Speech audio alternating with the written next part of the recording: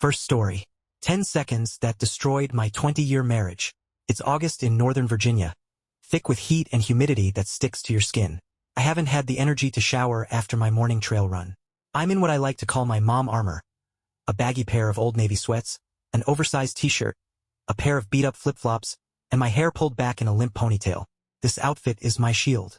It doesn't cling or show too much. It helps me hide the things I don't like about myself, the parts I've let slip. When I wear it, I can pretend I'm okay. Like I'm good enough. It's a message to the world and maybe to myself that I'm trying. That I'm not lazy. I clean the house, I scrub the toilets until they shine, and I put on this outfit like a badge of effort.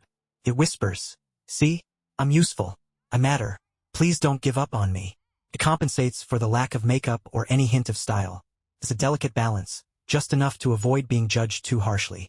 So far, it's been enough. Just barely. My husband still approaches me for intimacy, though it's rare, maybe once a month. That kind of obligatory, mechanical intimacy where you just go through the motions. It's not about connection. It's about proving to yourself that you're still wanted, even if it's hollow. It's enough to keep going, but not enough to feel alive.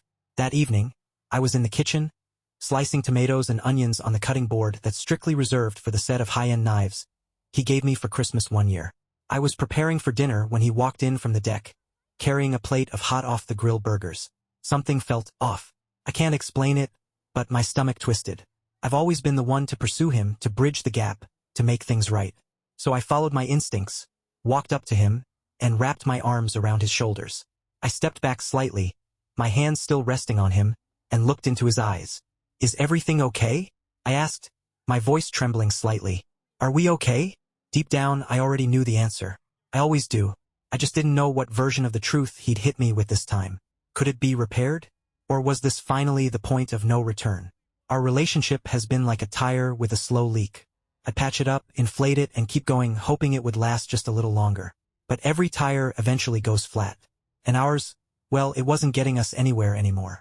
I told myself I'd be honest if you asked, he said. No. No. My chest tightened. I could already feel the ground crumbling beneath me. There's this woman from my past, he continued, his voice steady, almost cold. We reconnected during the family trip to San Diego. I didn't think she'd give me the time of day, but we started talking. She makes me feel alive. The word alive echoed in my head, like a cruel punchline to a joke I didn't know I was part of. Panic consumed me. I hate this feeling. The humiliation, the shame, the desperate need to fix it. Is it serious? Please don't do this. We can work it out. I'll change. I'll do whatever it takes. Just tell me what to do. How to make it better. I begged. I threw away every ounce of pride I might have had, which honestly wasn't much to begin with. This is who I am at my core. A woman willing to debase herself just to feel wanted. A burden. A disappointment. I felt the shame and self-loathing settle deep in my chest. And he knew it. He's always known it. Our marriage wasn't built on love. It was built on fear. When he proposed, it was because he wanted to fulfill his dying mother's last wish, to see her son settle down and give her grandchildren before she passed. And I accepted because I wanted stability, a family, a chance to erase the mistakes of my past. I was running from the memory of giving up my first child when I was too young to handle motherhood. I thought marrying a Marine would give me the life I dreamed of. Adventure, security, a sense of purpose. But here we were, 20 years later, with a marriage that looked shiny on the outside but was rotting underneath. I've worn our life together like a medal, showing it off when it's convenient, hiding it when it's not. And now, in this moment, I realize the truth about that metal. It's just cheap metal, the gold plating long gone, leaving nothing but tarnish and green stains on my neck. I can't do this anymore, he said, his tone shifting to one of disgust, like he was angry at me for existing. I wanted to scream, to shake him, to demand answers. But all I could think about were the burgers sitting on the counter, getting cold. This wasn't how tonight was supposed to go. We were supposed to eat those burgers, the ones he'd angrily picked up buns for on his way home from work. He didn't want to buy them, of course, because he's the one who earns all the money, and God forbid he lifts a finger around the house. I used to swallow his resentment along with my meals, letting it slide down with a side of self-hatred. But tonight, there would be no pretending. No burgers. No dinner, just silence. My shirt was metaphorically ripped off, exposing everything. The tarnished metal, the stains, the lies we'd lived. And now everyone could see the truth. I stood there in the kitchen, frozen, staring at that plate of burgers like it was the last thing holding my life together. My hands trembled, still sticky from slicing tomatoes, but I couldn't move. I didn't want to cry in front of him. Crying made me weaker, and I already felt like the weakest person alive. "You don't have to stay," he said, his voice so casual it felt like a knife. "If you can't handle this, you're free to leave." Free to leave? Free to leave what exactly? A marriage built on lies, resentment, and obligation? A man who looked at me with contempt more often than affection? He was offering me freedom like it was some kind of gift. But the truth was, I'd been trapped in this cage for so long, I didn't even know if I wanted out.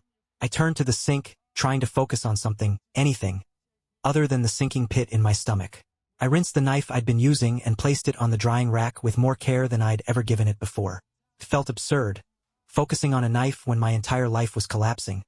But it was easier than looking at him. "Who is she?" I asked finally, my voice cracking. "Does she even know what she's destroying?" "She's not destroying anything," he snapped.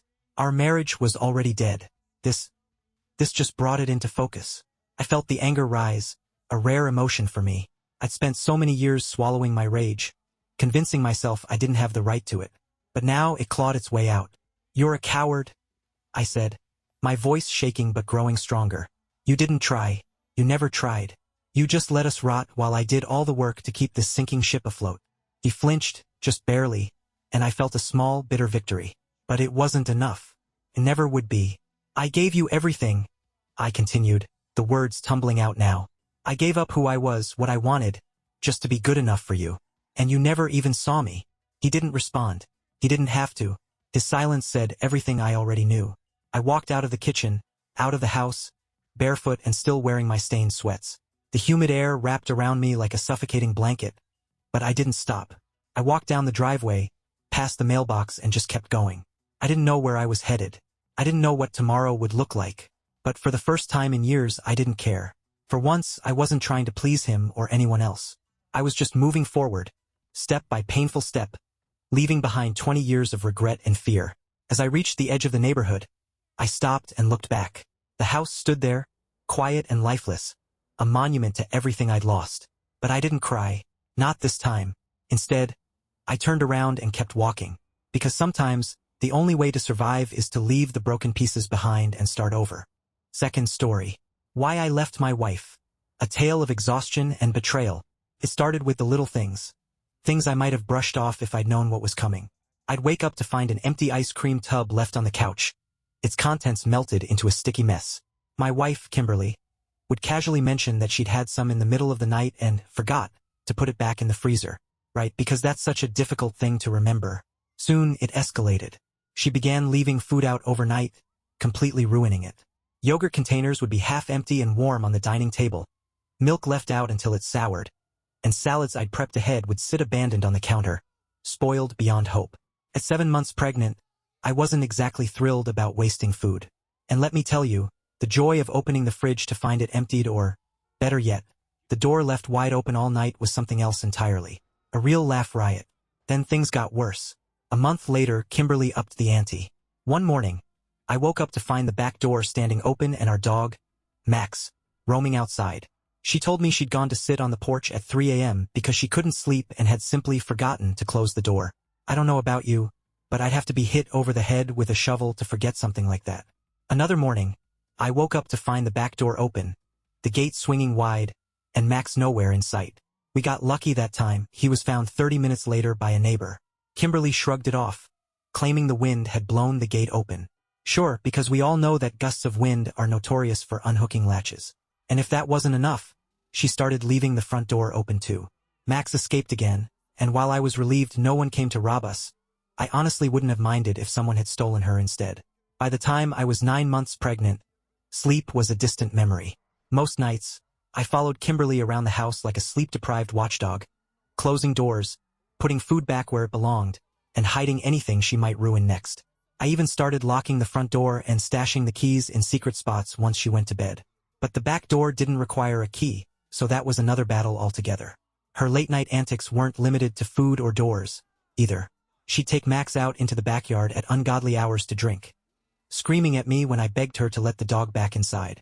On bad nights, she'd throw beer bottles or cans, and I'd sit in the dark, trying to keep my newborn safe while also making sure she didn't let Max out again.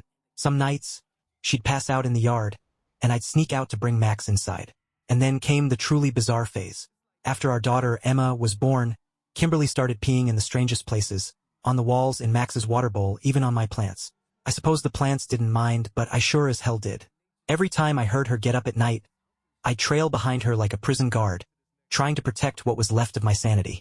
When Emma outgrew her bassinet, I moved her crib flush against my side of the bed, practically building a fortress to keep her safe. Eventually, I convinced Kimberly to sleep in the spare room, claiming her late-night activities were waking the baby. It wasn't much, but at least it was a start. By the time Emma was 7 months old, Kimberly had lost her job. The money for alcohol was drying up fast, so she started stealing my credit cards, debit cards, anything she could get her hands on.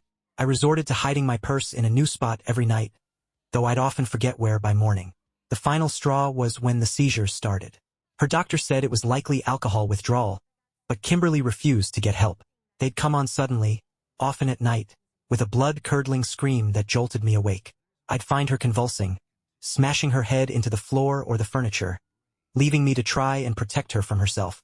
The EMTs became regular visitors to our house, knowing Max by name and even little details like Emma's favorite pink bunny.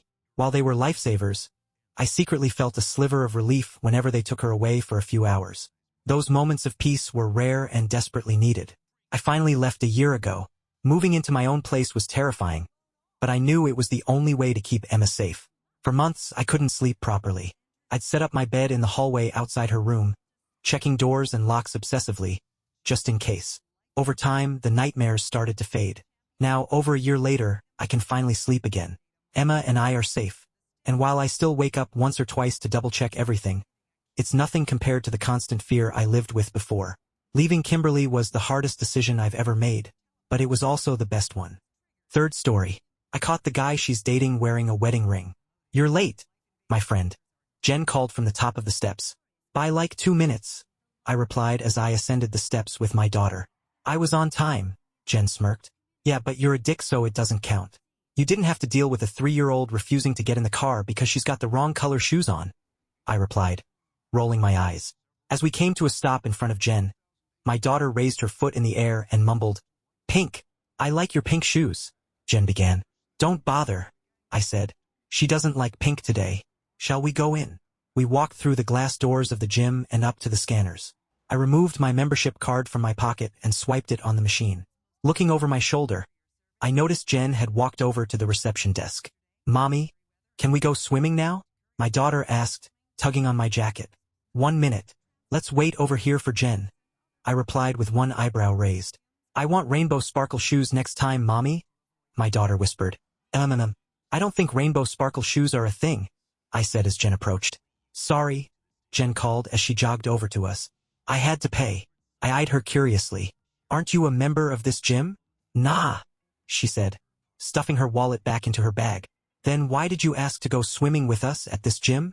I asked, sensing the incoming of fuckery. Jen looked me in the eye and beamed. "Oh Christ. Pete goes to this gym, and I know he works out here on Wednesday mornings. There it is. It's a stalking mission." I clasped my hands over my forehead and slowly dragged my palms down my face. "Oh, stop," Jen barked. "It's not a big deal. I just want to see if he's with his wife. There are about 8 things wrong with that sentence." "Why would he? Why? Just why?" I asked, flapping my hands around in disbelief. "Because they used to work out here together before they separated.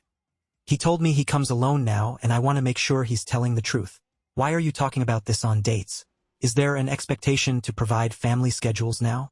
What happened to discussions about favorite board games and satchels?" I stared at Jen for a moment, blinking hard. Then, without a word, I took my daughter's hand and headed for the pool. A few months ago, Jen began dating a man who claimed to be separated from his wife but was still living with her. When she told me about him, I was convinced he and his wife were still together, but Jen didn't agree.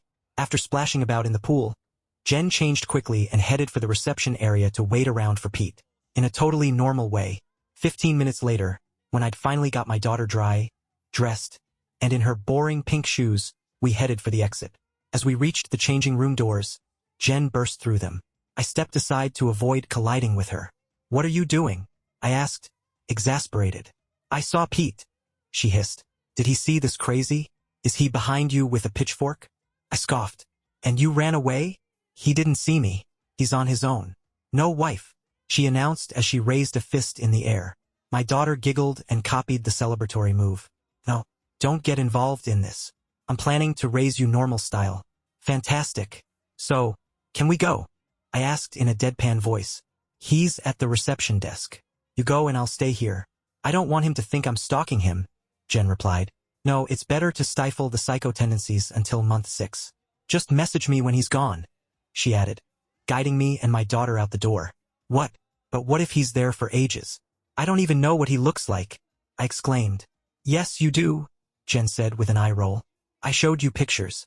He's 6 foot, slim, has a shaved head, and he's wearing a gray t-shirt and black shorts. What about his shoulder width and hand span measurements? Go, she said, nudging me out the door. I scowled at Jen before turning around and walking down the hallway. Mommy, what is Jen doing? My daughter asked. Best not to think about it, kid. She's taking a moment to reflect, I said as we rounded the corner to the reception area. As we walked past the entrance scanners, I spotted a 6-foot, bald man wearing a gray t-shirt and black shorts at the reception desk. He turned around and began heading for the door we were approaching. What is reflect, Mommy? My daughter asked as I reached for the glass door handle. To think about something, I replied as a hand appeared from behind me and grasped the same door handle. I've got it, a male voice said. I glanced over my shoulder to see Pete smiling as he pulled open the door. Do you open doors for your wife? Thank you, I said as I turned back around. My hand grasping the door handle fell to my side as something caught my eye. A glimmer of gold. A gold ring on Pete's ring finger. I love how separated he is.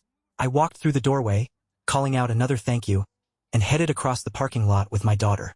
Once I reached my car, I scanned the area for married dude and found no trace. I messaged Jen to tell her she was clear. Mommy, I reflect about my shoes and I reflect I need rainbow sparkle shoes, my daughter said as I helped her into her car seat. That's a lot of reflecting, I said as I pulled the seat belt across her. I know, she nodded. Hey, I turned around to see Jen approaching. Did he leave? She asked. No, he's in the trunk. Yeah. I trailed off. I think he was wearing a wedding ring. I pulled my head out of the car and closed the door, securing my daughter inside. What? Jen asked, stopping in front of me. He held the door open for us and I saw a ring on his finger, I said, wondering where to settle my gaze. Jen paused for a moment and then shook her head. Nah, it was probably on a different finger or a different type of ring. I don't think so. It was a gold band and I'm sure it was on his ring finger, I replied softly. No, she shook her head again. It'll be for something else. Yeah, maybe the tooth fairy gave it to him. Thanks for coming with me. I'll ask him about it, she said as she backed away. I'm sure he'll be Boy Scout honest. She turned and began walking to her car. Let's do something next week, she shouted over her shoulder.